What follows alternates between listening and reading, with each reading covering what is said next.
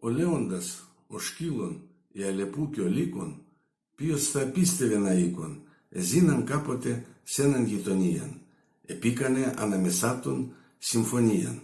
Οντάμαν σο κυνήρ να πάρνε, τη μοιρασίαν δίκαια να φτάρνε.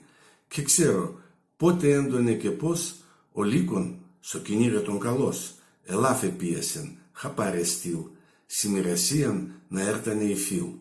Έρθεν και το Λεοντάρ, γυμνάστα νύσχαθε, λέει είμαι στεσάρ. Τερίατς όλτσα πεσομάτια, τελάφ τσερίς σε 4 κομμάτια. Το πρώτον με τη συμφωνία εντεμών, το δεύτερον γιατί είμαι θερίων δυνατόν.